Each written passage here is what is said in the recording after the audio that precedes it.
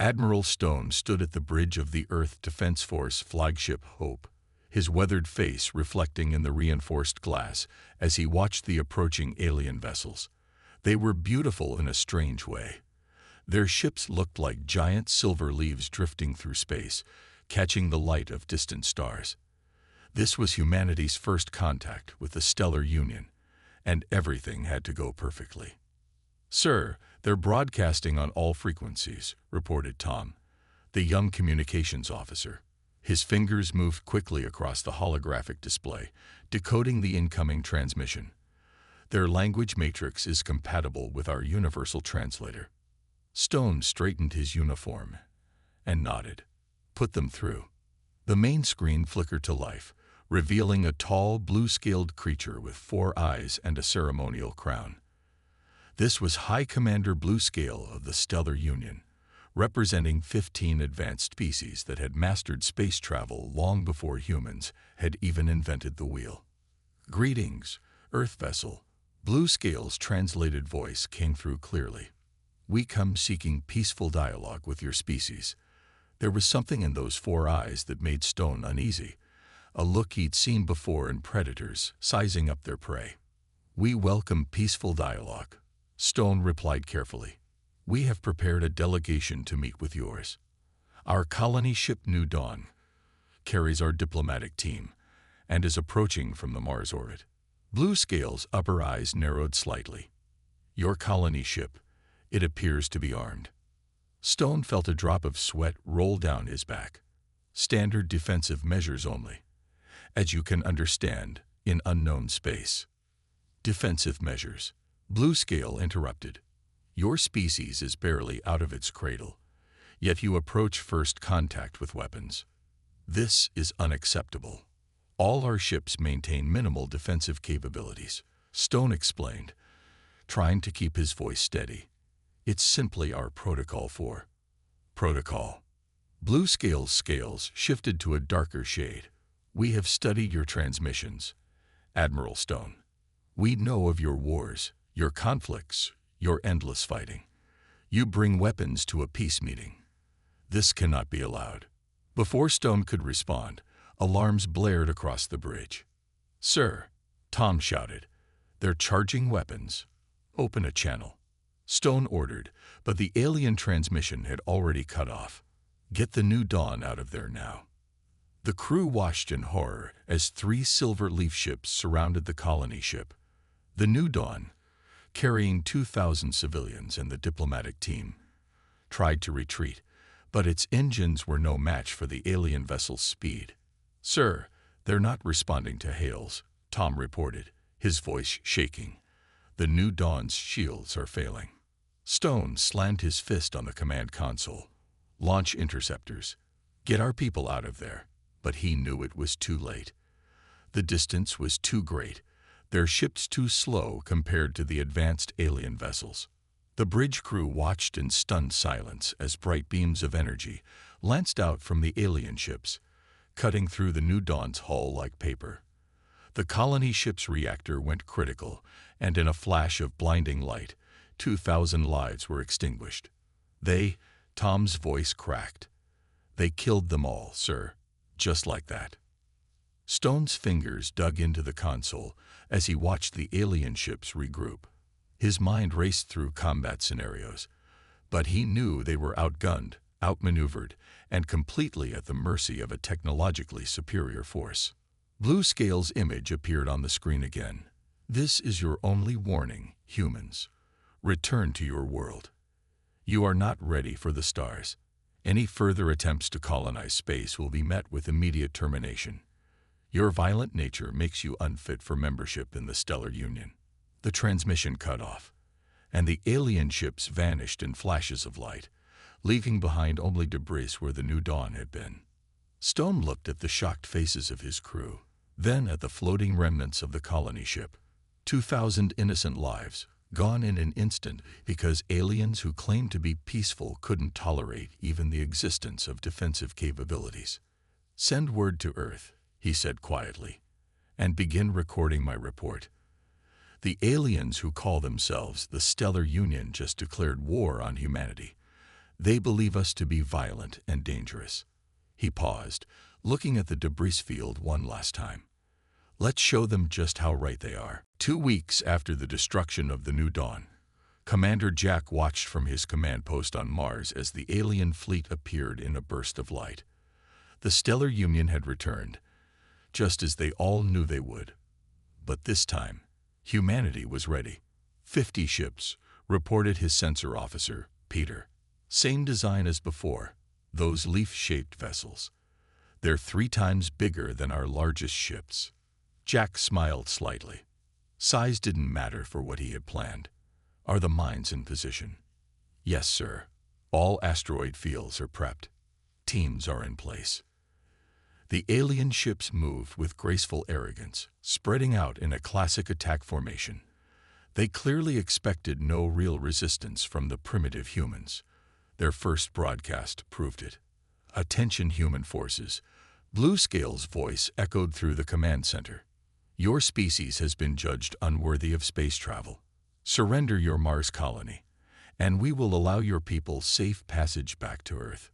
Jack pressed the reply button. This is Commander Jack of the Mars Defense Force. We decline your offer. There was a pause before Bluescale responded. You cannot hope to resist. Our scans show your weapons are primitive. Your ships are slow. Your bodies are weak. Do not throw away lives needlessly.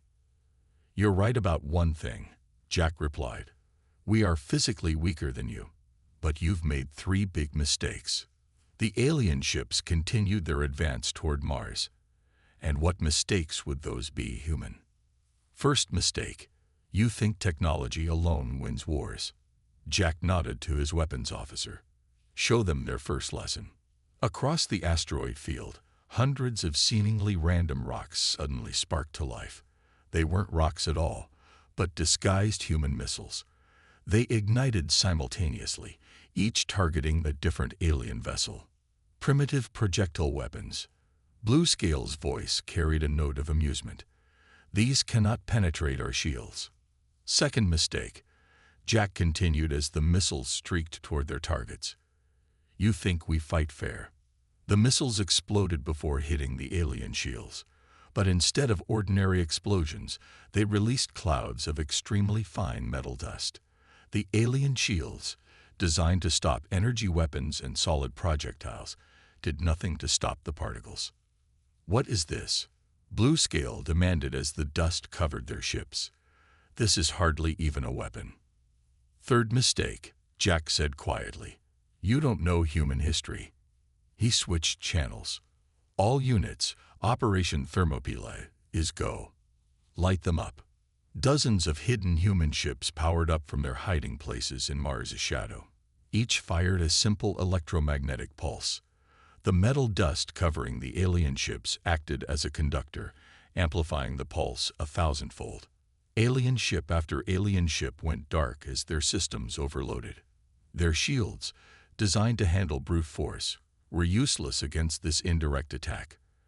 Of the 50 ships that arrived, 43 now floated powerless in space. Impossible. Bluescale's transmission was breaking up. Your technology. You couldn't. We didn't beat you with technology, Jack replied. We beat you with history. This tactic, we used it in our oceans hundreds of years ago. Called it chaff. Simple metal strips to confuse radar. We just adapted it for space.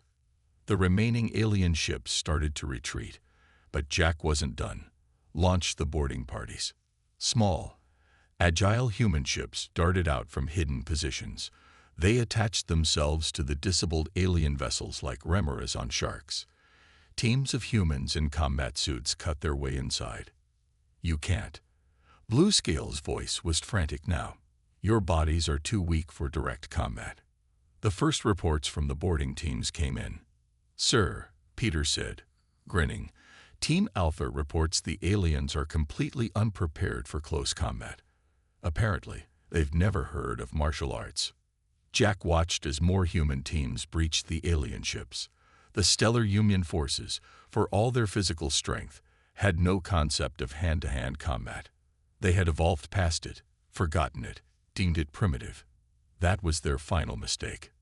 "Send word to Earth," Jack ordered. The Mars defense was successful. "And tell them what we learned today. The aliens don't understand human warfare. They don't get that we're not just fighting with our bodies or our technology." He looked at the disabled alien fleet. "We fight with our minds, our history, and every dirty trick we've learned from thousands of years of warfare.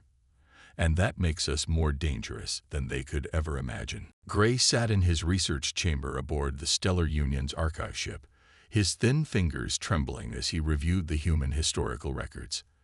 As the Union's lead anthropologist, he had studied hundreds of species, but none had ever made him feel such dread.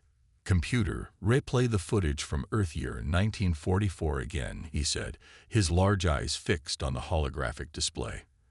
The images showed humans fighting other humans with primitive weapons, charging across beaches into certain death, yet continuing forward. "Most peculiar," he muttered, making notes. No other known species continued fighting wars among themselves after discovering powered flight, let alone while developing atomic weapons. The door chimed, and Bluescale entered the chamber. The commander had lost some of his proud bearing since the Mars defeat.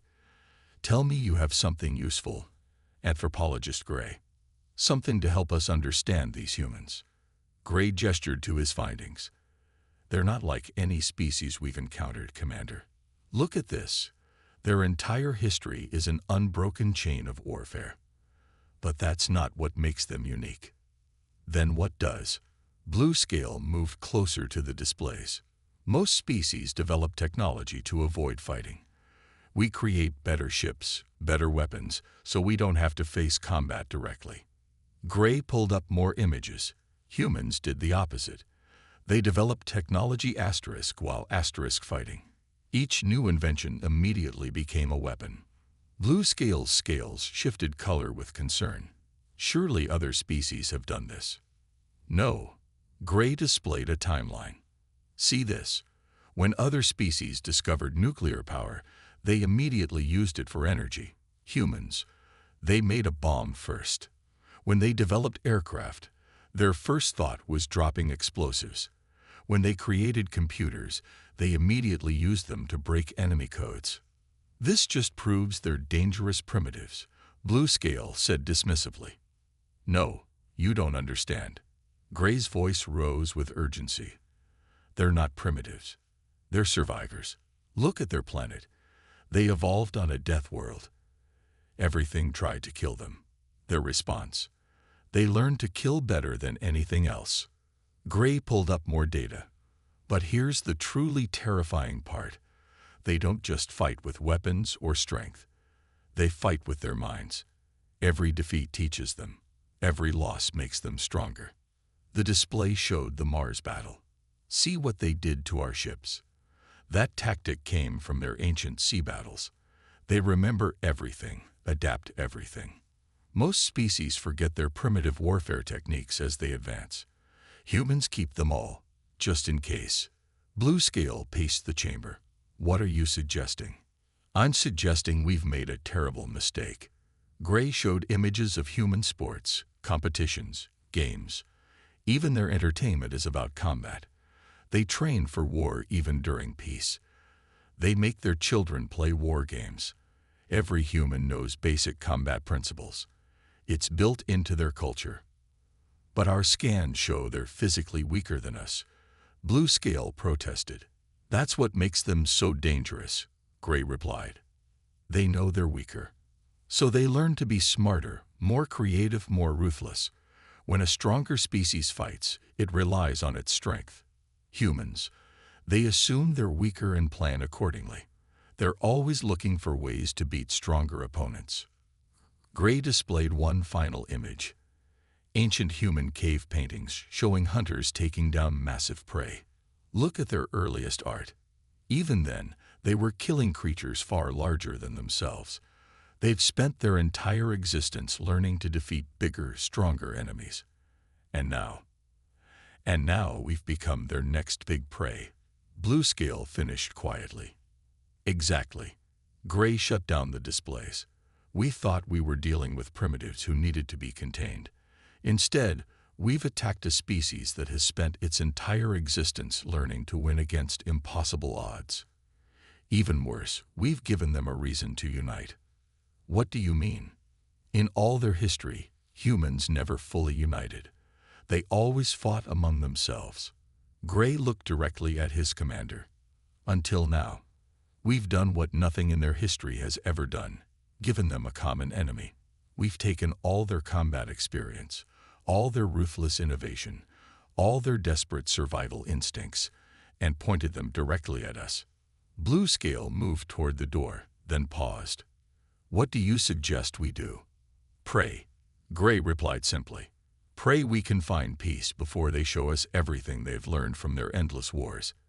Because if we don't, we're about to learn why humans are the most terrifying warriors in the galaxy. Admiral Stone watched Earth's blue sphere through the viewport of his last remaining carrier.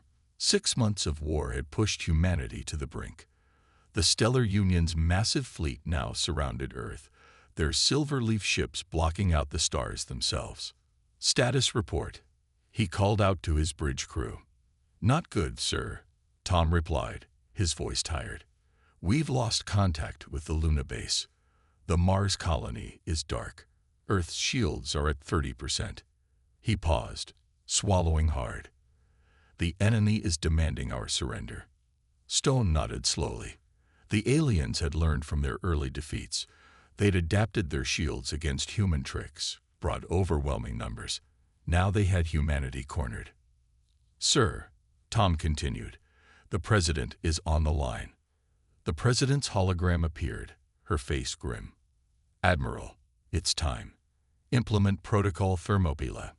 Several crew members gasped. Stone felt his heart grow heavy. Madam President, are you sure? Once we do this, they've left us no choice. Admiral, show them what happens when humans fight without restraint. Stone turned to his crew. Send the code to all remaining ships. Authorization Stone, Alpha 70. Disengage all safety protocols. Blue Scale's transmission cut through their communications. Your defeat is inevitable, humans. Surrender now, and we will spare your civilian population. Stone smiled grimly. You know, we've been fighting this war by your rules. Fighting fair, fighting clean. But humans. He looked at the massive alien fleet. Humans know how to fight dirty.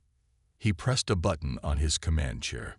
Across Earth's orbit, hundreds of seemingly dead human ships suddenly powered up. But they weren't powering up their weapons. They were overloading their reactors. What are you doing? Blue Scale demanded. Your ship's energy readings are off the scale. We call this a suicide mission. Stone replied calmly. Something your kind never understood. The willingness to die for victory. The disabled human ships, spread throughout the alien fleet, began to detonate. Each explosion was small, but they had been carefully positioned. Like a chain of firecrackers, they created a wave of destruction that ripped through the tightly packed alien formation. This is madness, Blue Scale shouted. You're killing your own people. Every crew member volunteered, Stone said quietly. They knew what it meant. Just like the ancient warriors of Thermopylae, they chose to die so others could live. The explosions continued, each blast weakening the alien ship shields, creating gaps in their formation. Through these gaps, Earth's remaining warships struck with everything they had. Launch all fighters, Stone ordered. Empty our missile bays. Hit them with everything. Human ships charged into the chaos, targeting the weakened alien vessels. Fighter pilots deliberately crashed their damaged craft into alien engines. Crews overloaded their weapons, knowing the backfire would kill them but would take enemies with them. Stop this. Blue Scale's voice held real fear now. This is not warfare. This is extinction. No, Stone replied. This is humanity fighting for survival. You thought you knew war. You don't know war. You've never fought an enemy willing to die to kill you. Never faced someone who'd sacrifice everything for victory. The battle raged for hours. When it ended, half the alien fleet was destroyed or disabled. The rest were retreating, their perfect formation shattered, their confidence broken. Tom looked up from his console, tears in his eyes. "Casualty reports coming in, sir. We lost 40% of our remaining forces." Stone nodded slowly. "Send word to all commands. The enemy is retreating. Earth's orbit is secured." He paused, looking at the debris field that had once been brave men and women. "And send a message to the Stellar Union." "What message, sir?" "Tell them that what they saw today, that was just the beginning. Tell them that humanity has weapons we haven't even used yet. Tell them that if they want to see what happens when humans fight without any restraint at all." He turned to face the retreating alien ships.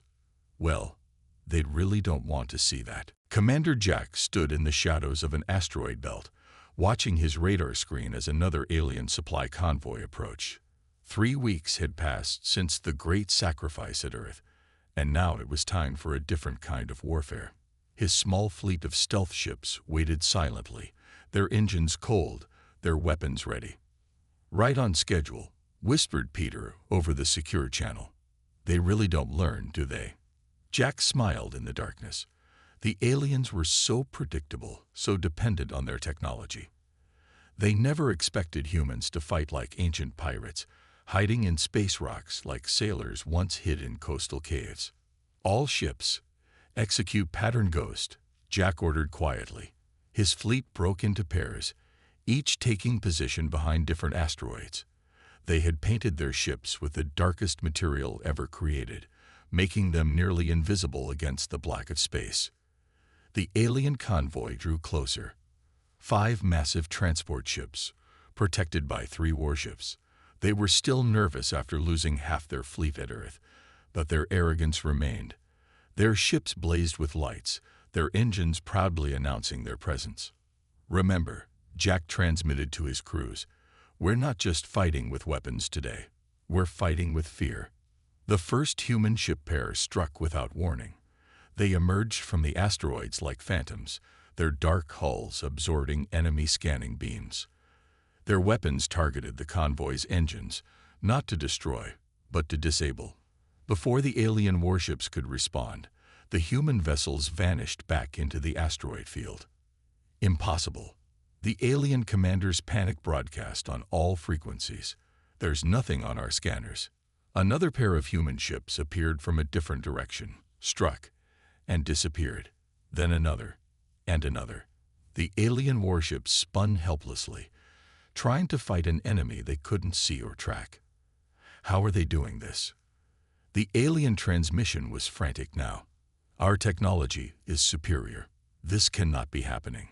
Jack keyed his transmitter. Superior technology doesn't matter when you don't know where to point it. His voice echoed across all channels, seeming to come from everywhere at once. "How does it feel, being hunted by shadows?" The alien ships clustered together, their lights blazing even brighter, as if trying to push back the darkness of space itself.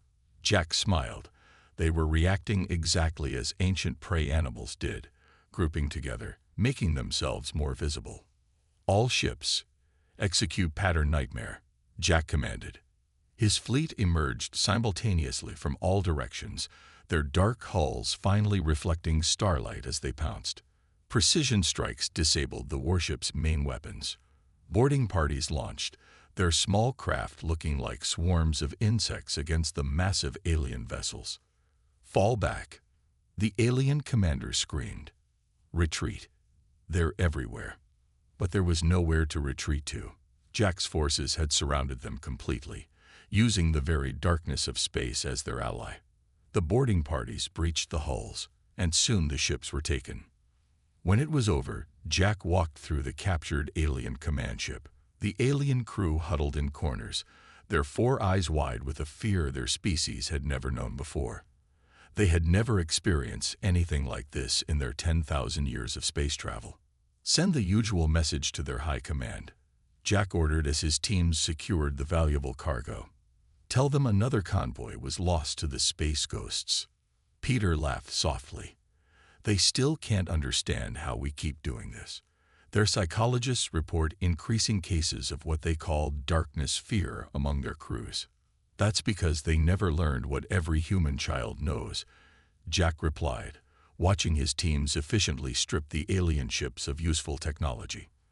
The monster under your bed is scariest when you can't see it. The captured alien commander finally spoke up. Why do you fight like this? Why not face us directly? Jack knelt down to look the alien in its 4 eyes. Because we learned long ago that the strongest enemy can be defeated if you break their spirit first. Physical wounds heal, but fear. He gestured to the darkness of space outside. Fear stays with you forever. As his fleet prepared to disappear back into the asteroid field with their prizes, Jack looked at the alien crew one last time. Tell your leaders, every shadow might hide a human ship. Every darkness might contain death. You wanted to know why we're the most terrifying warriors in the galaxy. He smiled grimly. Because we know that true victory isn't just about destroying the enemy's body. It's about haunting their dreams. Gray paced in his research chamber, surrounded by holographic displays showing human history. After months of studying their warfare, he had finally understood something that chilled him to his core. He had to tell the Council immediately. The 12 members of the Stellar Union's High Council appeared as holograms around him, their different alien forms all showing signs of stress. The war wasn't going well for them. Speak, Anthropologist Gray, the first speaker commanded. You claim to have discovered why humans are so different from all other species. Gray nodded, pulling up an image of early humans hunting a mammoth. Look at this. While other species evolved to be stronger or faster, humans evolved to be smarter hunters. They were never the strongest, never the fastest. But they were always the most patient. He showed more images. They called it persistence hunting. They would chase prey for days, never letting it rest, until it collapsed from exhaustion. No other species hunts like this. It requires something unique. The ability to imagine future victory even when you can't see it. This explains their hunting habits. Blue Scale interrupted. But what does it have to do with warfare? Everything. Gray displayed scenes from human battles throughout history. Humans don't just fight with weapons or strength. They fight with time itself. They can endure losses, pain, and setbacks because they evolved knowing that persistence leads to victory. He showed the recent guerrilla attacks that had crippled the Union supply lines. See how they strike and vanish. They're treating us like prey animals. They know we're stronger, so they wear us down. Every attack makes our crews more tired, more afraid. They're hunting us the same way their ancestors hunted animals 1,000,000 years ago. The council members shifted uncomfortably as Gray continued.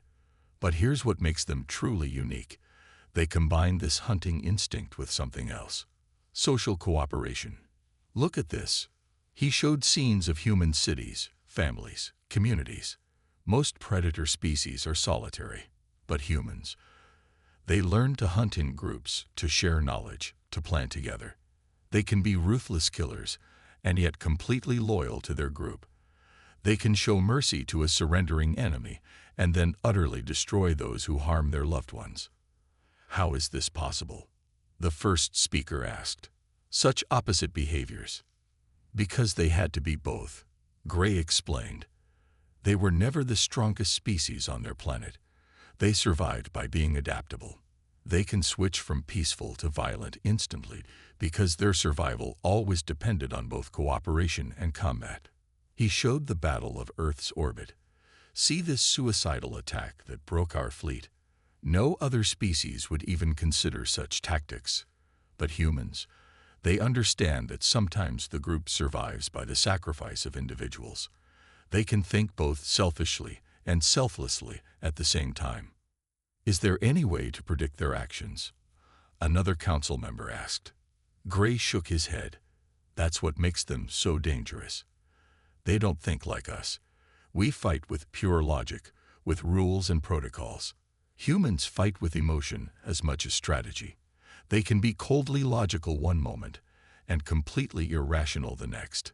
He displayed their current battle losses. We've lost more ships in this war than in the last 1,000 years combined. Know why? Because we fight to win. Humans fight to survive. There's a difference. We stop when victory is achieved. They stop when the threat is completely eliminated. Then how do we stop them? Blue Scale demanded. We don't. Gray said quietly. Look at their history. Every time a stronger force tried to defeat them, they adapted.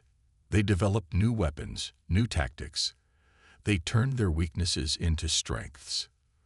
The more we fight them, the more dangerous they become. He faced the council seriously. We thought they were primitives playing with advanced technology. We were wrong. They're persistent predators with the intelligence to create technology, the emotional capacity to use it ruthlessly, and the social cooperation to work together.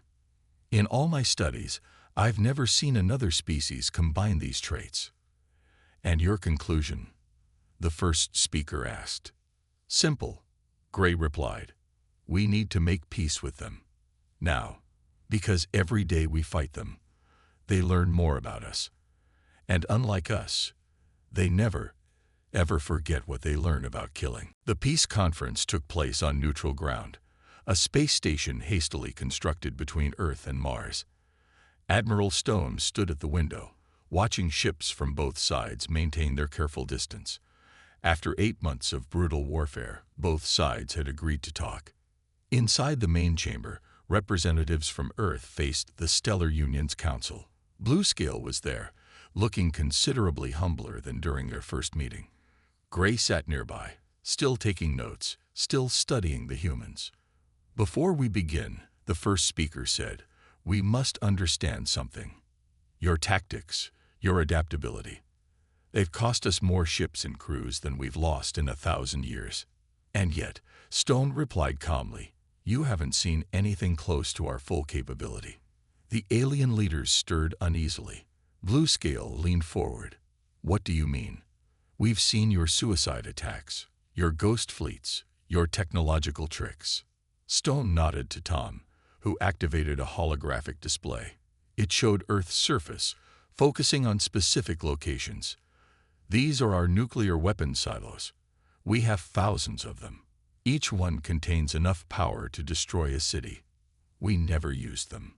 The aliens stared in shock. Gray's fingers trembled as he took notes. But why? Blue Scale asked. When we had you cornered, when we threatened your world. Because, Stone said quietly, we chose not to. Just like we chose not to use our biological weapons, our chemical arsenals, or our atmospheric scramblers. We fought this war with conventional weapons and tactics. We held back our most devastating options. I don't understand, the first speaker admitted. If you had such weapons, why show restraint? The president stepped forward. Because we learned something from our own history. The most terrifying warrior isn't the one who destroys everything. It's the one who shows you they could destroy everything, but chooses not to. Gray suddenly stood up. Of course, that's what I missed in my research. You're not just dangerous because you can fight. You're dangerous because you can choose not to fight. You have weapons that could end this war instantly, but you demonstrate restraint. That's what makes you truly terrifying. Stone smiled slightly. We've spent thousands of years learning how to destroy things, but we've also learned when not to. That's the final lesson about humanity that you needed to understand. He walked to the center of the room. Yes, we can be ruthless. Yes, we can be relentless. But we can also show mercy. We can choose peace, even when we have the power to choose destruction. That's not weakness. That's the ultimate strength. The first speaker conferred quietly with the council before speaking. We have existed for 10,000 years. In that time, we've encountered hundreds of species. Some were stronger than you. Some were more technologically advanced. But none have ever demonstrated this combination of capability and restraint. So, the president asked, are you ready to talk peace?